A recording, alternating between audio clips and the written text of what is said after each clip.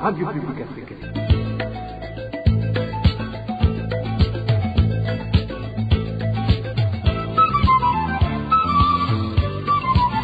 Radio Publique Africaine.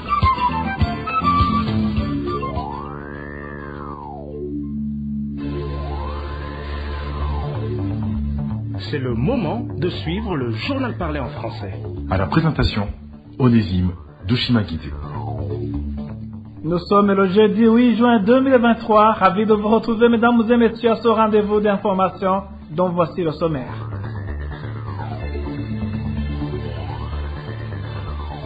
Les détenus du cachot situé à l'intérieur du camp policier dans la ville de Gitega dénoncent les mauvaises conditions carcérales.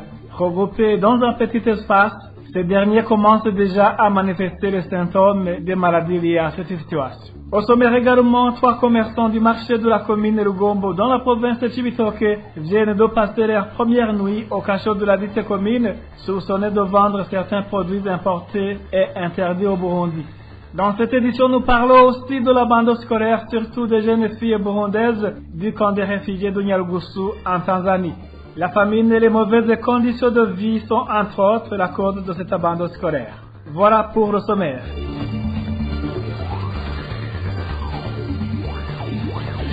Ouvrons cette édition sur la page politique et commémoration ce jeudi du 3e anniversaire de la mort du président Pierre Nkurunziza. Les cérémonies se sont déroulées au mausolée de Pierre Nkurunziza en province de Gitega. Dans cette cérémonie, le président de la République, Evariste Ndayishimiye, était représenté par son épouse. Evariste Ndayishimiye s'est rendu ce matin en Zambie pour le 22e sommet des États membres du marché commun de l'Afrique orientale et australe COMESA de ce 8 juin 2023 à Lusaka. Le président Nkurunziza n'a donc resté que de mauvais souvenirs derrière lui car il n'a rien apporté de bon pour les Burundais. Propos d'Epitas Nshimirimana, porte-parole du mouvement pour la solidarité et la démocratie MSD, qui indique que le règne de Pierre Nkurunziza a été caractérisé par l'injustice, l'exil et les divisions entre Burundais.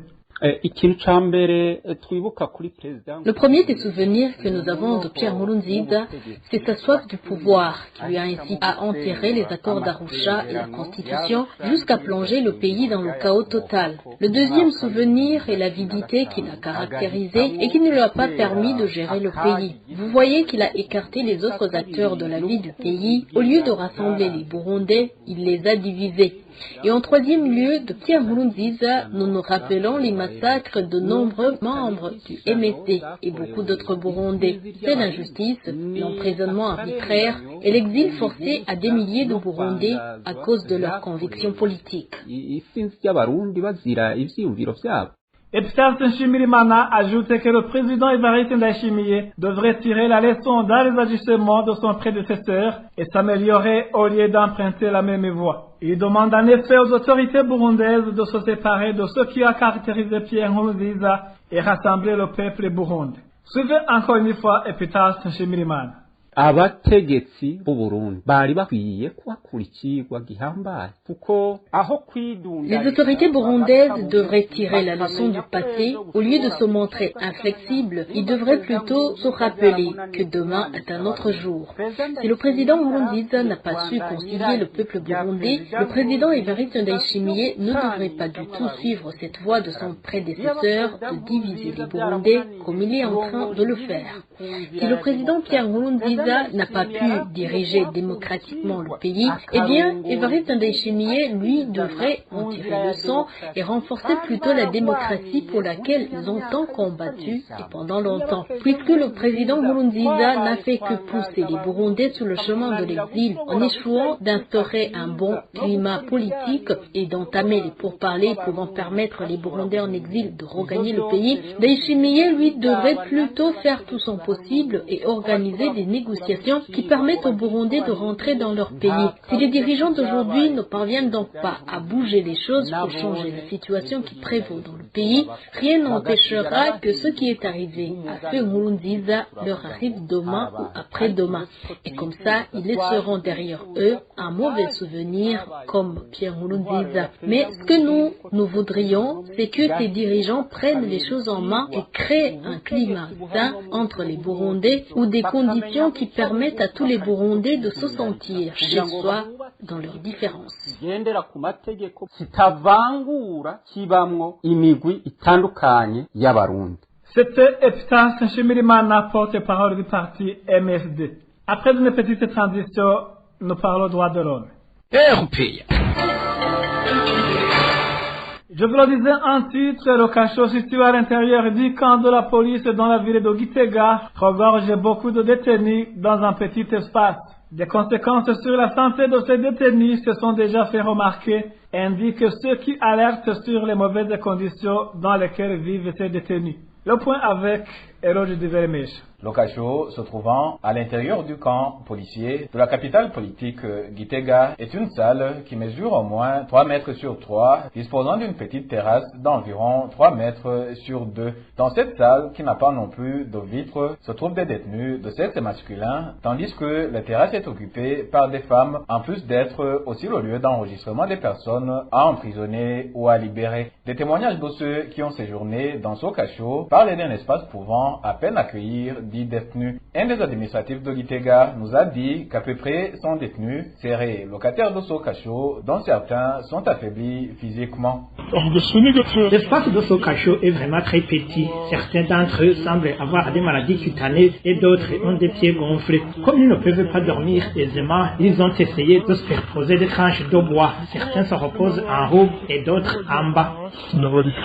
Décrivant toujours les mauvaises conditions carcérales dans lesquelles vivent ces détenus de ce cachot, nos différentes sources affirment aussi qu'ils font face à une chaleur insupportable. Et même si la loi stipule que des présumés coupables ne doivent pas dépasser 14 jours dans ce genre de cachot, certaines sources déplorent que ce n'est pas toujours le cas dans ce cachot de Gitega. Vous saurez que ce cachot a existé depuis pas mal d'années. Avant, elle accueillait une partie de détenus qui restaient après que le cachot de la police judiciaire soit rempli. Ce dernier se trouvait exactement à l'endroit dénommé Bowman. Après l'installation du tribunal de grande instance de Gitega dans cet endroit, il y a plus de 5 mois, tous les détenus dont le dossier est toujours devant un officier de la police judiciaire séjournent dans le seul cachot restant, dont celui qui est actuellement sursaturé. Nos sources à Gitega demandent ainsi le désengorgement de ce cachot pour préserver la vie de ceux qui s'y trouvent. Ils demandent aussi qu'un autre cachot soit construit ou aménagé dans cette localité. Toujours au chapitre droits de l'homme, les 3 commerçants du marché de la commune Rugombo dans la province de Cibitoke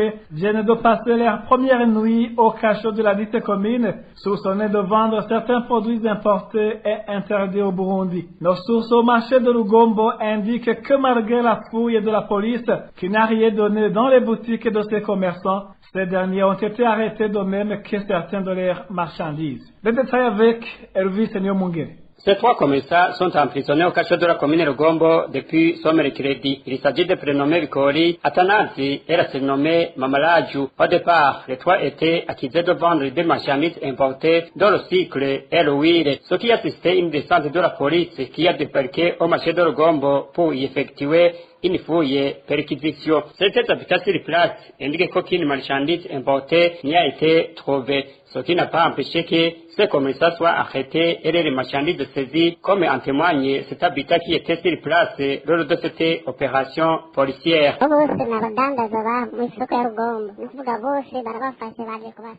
Tous sont des commerçants de ce marché de Rugombo. Ils ont été tous arrêtés après avoir fait une fouille dans leur boutique du fait qu'ils étaient soupçonnés de vendre du sucre et de l'huile importée. Pourtant, tout ce qu'ils vendent sont fabriqués localement.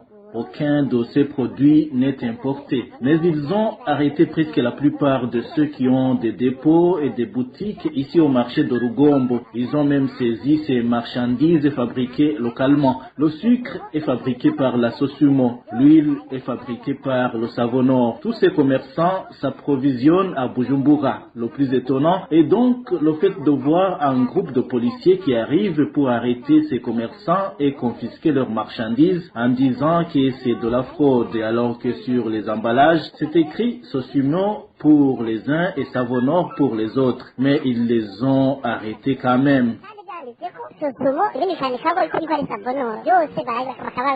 Jusqu'à ce jeudi, ces commerçants étaient encore détenus au cachot de la commune Rugombo, au grand étonnement de la population, qui ne cesse de se demander comment une personne peut être injustement emprisonnée pour une faute qu'elle n'a pas commises.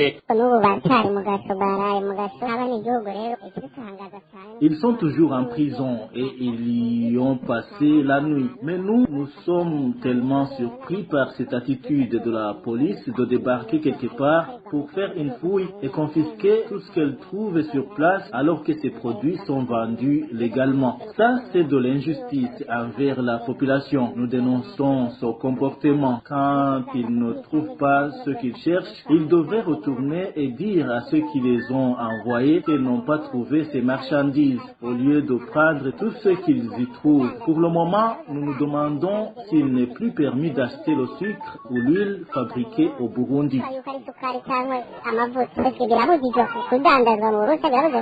À ce propos, la rédaction de la RPA a essayé de joindre l'administrateur de la commune Rugombo, Gilbert Manirakiza, sans succès. Merci à toi aussi, Elvis Eliomungere. Après l'emprisonnement illégal du directeur de l'hôpital Kira, le docteur Christophe Sahabo, les tractations visant à évincer les actionnaires privés ont continué. En effet, une délégation gouvernementale s'est même rendue en Suisse pour convaincre les Suisses de renoncer à leur actionnariat. Ce qui n'a pas marché, d'où les émissaires de l'État ont commencé à se servir dans les caisses du hôpital. Des détournements qui s'opéraient alors que le docteur Christophe Sahabo croupissait dans les cachots du service national des renseignements où il n'a cessé de recevoir des menaces. Le point avec Josiane Mouzanez. Le vendredi 1er avril 2022, le patron des renseignements intérieurs a débarqué à l'hôpital Kila et s'est directement dirigé dans le bureau du docteur Christophe Sahabo. Là, il a trouvé en compagnie du président du conseil d'administration, le docteur David Pilot, et lui a fait savoir qu'il voulait s'entretenir avec lui à propos des tensions qu'il y avait à son hôpital et que l'entretien n'allait pas durer longtemps. C'était vers 19h. À ce moment, le docteur Christophe Sahabo a d'abord voulu signaler à ses collaborateurs qu'il sortait, mais en cours de route, selon un des actionnaires burundais vivant à l'étranger qui s'est confié à la RPA, il a croisé un homme qui lui était inconnu, lequel l'a mis en garde sur sa probable arrestation et lui a même proposé de l'aider à s'enfuir, une invitation qu'il a rejetée, surtout que non seulement il ne s'accusait de rien, mais également le patron de la documentation intérieure était déjà dans son bureau, sans parler d'une armada de policiers qui encerclaient l'hôpital Kila. Il s'est par après rendu au bureau de la documentation, escorté par des policiers et dans sa propre voiture à bord de laquelle se trouvait également Alfred Innocent Mousseremou et le docteur David Pilot qui avait tenu à accompagner son collègue.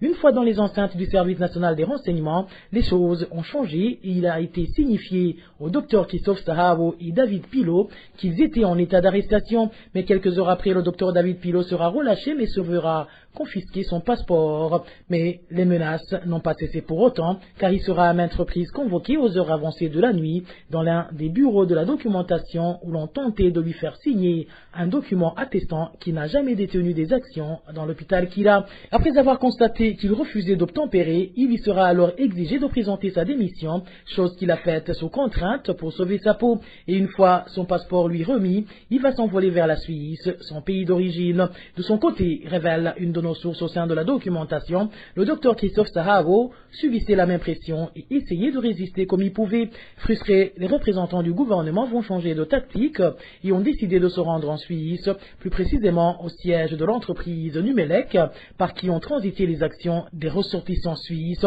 Une mission qui sera confiée au même Alfred Innocent Mousseremou. Une fois sur place, ce dernier tentera de convaincre Numelec de se retirer de l'hôpital Kila, ce que les représentants de Numelec n'ont pas du tout accepté et lui ont fait par contre savoir que non seulement ils ne comptaient pas s'éclipser, mais qu'ils allaient essayer d'intenter un procès pour spoliation. Selon nos sources au sein de l'actionnariat suisse, Alfred Innocent Mousseremou ne s'est pas avoué vaincu pour autant, car il s'est envolé pour la Hollande, où il a rencontré cette fois-ci l'homme d'affaires suisse qui y prestait. L'objet de cette visite était de le supplier d'investir les 10 millions de dollars comme promis, ce à quoi il a refusé catégoriquement, arguant qu'il ne pouvait pas injecter de l'argent dans un hôpital où ses compatriotes se sont fait dépouiller de toutes leurs actions au vu et au su de tout le monde. Après près de 2 mois de tractations et magouilles, le docteur Christophe Sahabo sera transféré à la prison centrale de Mimba. Dès le retour des émissaires de Gitega, le président du conseil d'administration autoproclamé, Charles Ndagijimana, et ses complices vont se jeter à l'eau et vont commencer à se servir dans les caisses. C'est ainsi qu'ils vont se partager 800 000 € octroyés comme don par le ministère allemand de la coopération en marge de la lutte contre la Covid-19. Le poteau rose sera découvert au moment où ils étaient sur le point de toucher la dernière tranche de ce montant. Il s'agissait de plus de 300 000 euros. En effet, avant de décaisser cet argent, l'Allemagne a d'abord voulu s'enquérir de la situation en procédant à la vérification de ce à quoi ont servi les deux premières tranches. C'est ainsi qu'en date du 27 mai 2023, une équipe d'enquêtrices allemandes s'est rendue à l'hôpital Kira, où elle n'a eu droit qu'à une visite guidée par l'actuel directeur du dit hôpital, en la personne du docteur Sylvain Pierre Nzeimana. Ce dernier, selon nos sources auprès du ministère allemand de la coopération, leur a montré 15 respirateurs automatiques que l'hôpital aurait acquis à l'aide du don allemand. Pourtant, il a refusé de donner les pièces justificatives de ses achats, ce qui a mis la puce à l'oreille aux dites enquêtrices. Selon les mêmes sources, ces dernières ont pris soin de prendre en photo ces machines avant de repartir chez elles. Et ce sont ces mêmes photos qui ont pu démontrer que cette visite guidée n'était qu'une supercherie et un coup monté visant à maquiller le détournement de ces fonds. Et pour cause, la source de la RPA au sein du ministère allemand de la coopération a fait savoir que les étiquettes qui étaient sur les machines en question mentionnaient que ces dernières avaient été affrétées sur Bujumbura en 2015. Interrogé à propos, le docteur Sylvain Pierre Nzeimana essaiera de duper ses enquêtrices en leur faisant savoir que cela était dû au fait qu'ils ont acheté des machines d'occasion, justification qui a fini par convaincre les bailleurs du vol éhonté opéré par les dirigeants actuels de cet hôpital, surtout que sur les mêmes étiquettes, il était mentionné que les machines avaient été installées en 2017, c'est-à-dire 5 ans avant que l'Allemagne ne fasse ce don. Pour le moment, un des actionnaires burundais vivant à l'étranger fait savoir qu'ils attendent impatiemment le rapport justifiant l'utilisation de tout ce montant, surtout que selon la même source, l'hôpital Kira a depuis le début de cette année 2023 un trou de plus d'1,5 milliard de nos francs non justifiés. Et pendant que ces personnalités se servaient sans s'inquiéter de rien, un rapport disant que Swiss Clinic s'était retiré de l'hôpital Kira était parvenu au président Évariste Ndayishimiye, rapport produit par Charles Ndagijimana et Alfred Innocent Museremu. Dans nos éditions ultérieures, nous vous ferons part du contenu des correspondances émanant des actionnaires suisses à propos de cette mission effectuée par Alfred Innocent Museremu, ainsi que des menaces et intimidations dont ils ont fait l'objet. Merci à toi aussi, Josiane Mouzaneza. Le phénomène de justice populaire qui se remarque dans différents coins du Burundi est dû au manque de confiance de la population envers les organes qui sont chargés de faire régner l'ordre. Propos de maître Yves Runyagu. Il réagit après qu'un citoyen de la commune Mugwi en province de Chibitoke, du nom de Jean Dodier Miwuro, ait été sauvagement tué dimanche dernier, accusé de sorcellerie.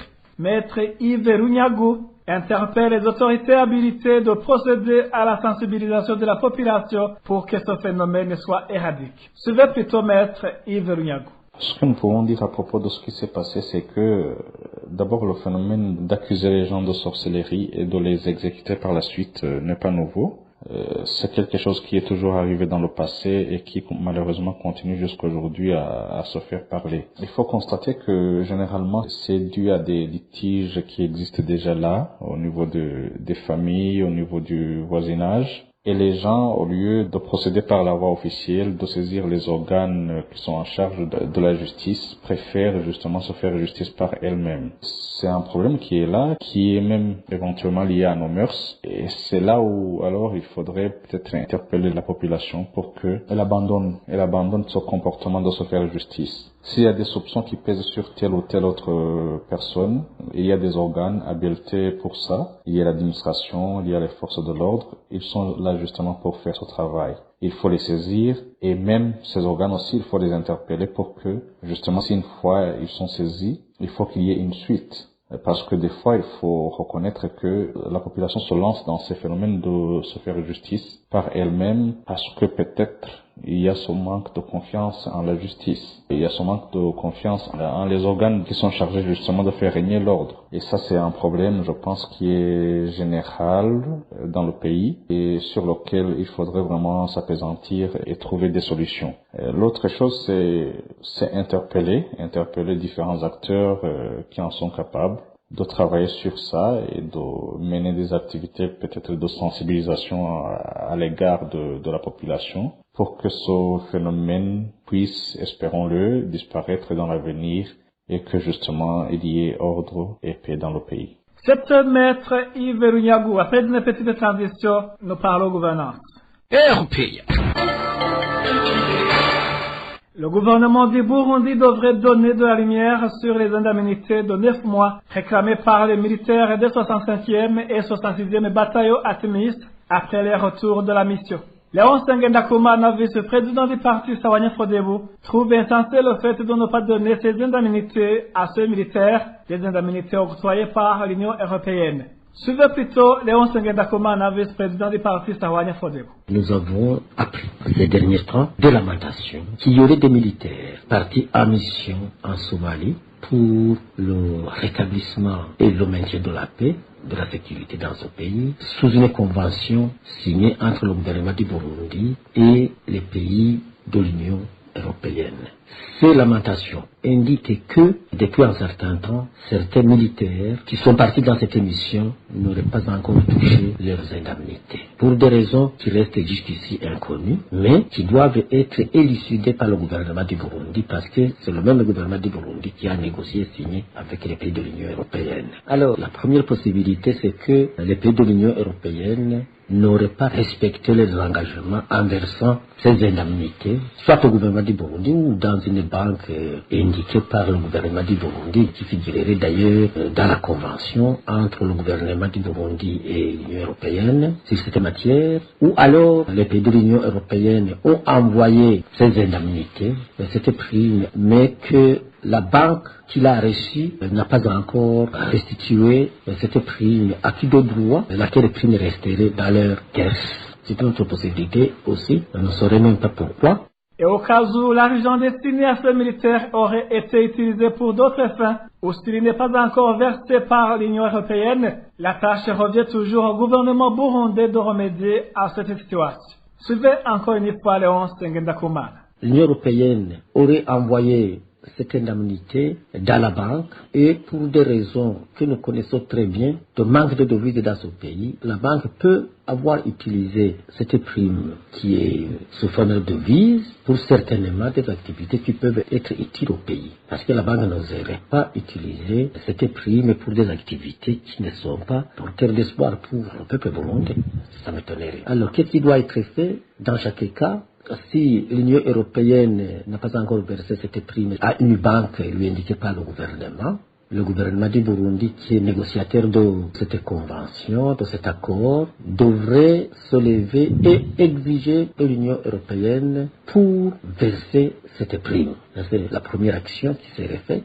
La deuxième action, c'est que le gouvernement du Burundi se leverait également pour exiger à la banque de décaisser rapidement cette prime et la donner à qui de droit, parce que c'est un droit à eux, ces militaires qui sont allés se battre dans un pays comme la Somalie, où on observe régulièrement des cas de disparition, même de mort. Troisièmement, si pour une raison ou une autre la banque a utilisé cette prime, le gouvernement du Burundi doit appuyer, doit assister ces militaires pour exiger de la banque à restituer la prime également à ces militaires. Il ne faut pas que le gouvernement et la banque attendent que la patience de ces militaires se termine, s'achève, pour exiger de force la restitution de cette prime. Ils ont de la force, ils ont des moyens pour le faire. Une personne déçue est capable de tout faire. Il ne faut pas attendre que ces militaires soient déçus. Complètement, il faut qu'ils soient réhabilités rapidement. Toujours au chapitre gouvernance, les employés de l'entreprise commerciale au Café Gourmand demandent la mise en place d'un conseil d'entreprise.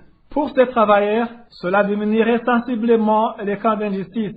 Les employés de l'entreprise Le Café Gourmand indiquent que les décisions sont pour le moment prises par une seule personne, la directrice de la dite entreprise. Le point avec Eric Nyonzima.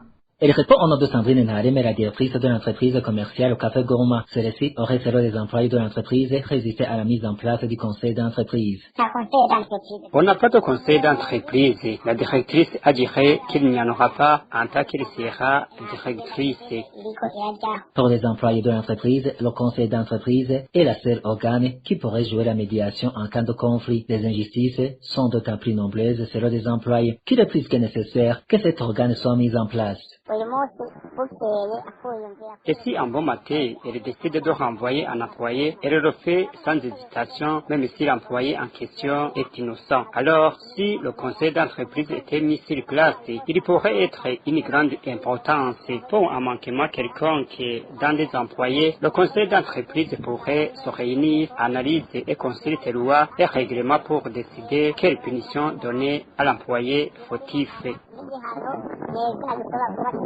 La rédaction de la RPA a encore une fois essayé de contacter par téléphone la directrice Sandrine Nhareme sans y parvenir et n'a même pas répondu ni à l'appel WhatsApp ni au message par même voix lui envoyé par la rédaction. Il est à signaler toutefois que dans sa correspondance du 24 septembre 2021 à monsieur le directeur commercial de l'entreprise, le Café Gourmand, l'inspection du travail en zone Héro avait entre autres mis sur la liste de documents légaux à vérifier le conseil d'entreprise. Cependant, selon les employés de l'entreprise le Café Gourmand, la visite n'a en rien profité au personnel. Merci à toi aussi, Eric Nyonzi. Ma dernière nouvelle de cette édition, la famine et les problèmes liés aux conditions de vie difficiles sont entre autres les causes de l'abandon scolaire, surtout des jeunes filles du camp de Nyarugusu en Tanzanie.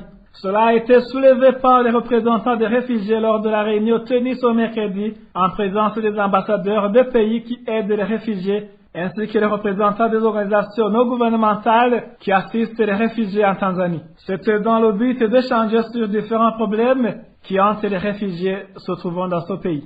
Le point avec Daniel Claire et Atrouve. Les ambassadeurs de certains pays qui aident les réfugiés et certains représentants des ONG qui assistent les réfugiés en Tanzanie ont effectué une visite au camp de Nyarugusu ce mercredi. Ces visiteurs s'informaient sur les problèmes des réfugiés. Ils ont évoqué entre autres l'abandon scolaire des filles. Une représentante des réfugiés a donné les causes de cette situation. Il y a plusieurs raisons qui font qu'il y ait ces abandons scolaires pour les filles. Il y a un manque de matériel scolaire et la pauvreté. Certains enfants ne vont pas à l'école parce qu'ils ont faim. Il y a également des familles qui ont beaucoup d'enfants. Les filles restent à la maison pour s'occuper des travaux ménagers. Un autre problème évoqué par ces réfugiés, c'est le manque de serviettes hygiéniques. Les femmes m'ont envoyé pour présenter les problèmes qui les hantent. Je cite, « Nous avons un manque criant de serviettes hygiéniques. Certaines serviettes nous sont envoyées avec retard. Ceux qui nous assistent évoquent un problème de budget. Certaines femmes subissent parfois une discrimination parce qu'elles n'ont pas bien fait l'hygiène pendant les menstruations. Donnez-nous s'il vous plaît ces serviettes hygiéniques à temps. Nous manquons parfois du savon de toilette également. Nous avons aussi besoin du matériel pour faire la lessive. » Fin de citation. Cette visite de 2 jours des ambassadeurs de certains pays qui aident les réfugiés et certains représentants des organisations qui assistent les réfugiés en Tanzanie a pris fin ce jeudi. Vous saurez que le camp de Nyarugusu abrite plus de 137 000 réfugiés composés de Burundais et des Congolais de la République démocratique du Congo. Merci à toi aussi, Daniel Claire. Il a trouvé. Merci, mesdames et messieurs, de votre prêteur et attentive. Merci aussi à l'équipe de la rédaction et à l'équipe technique pour leur bonne collaboration. À la présentation de cette édition, vous étiez avec Onesime Dushimavite. Passez de bons moments chez vous. Au revoir.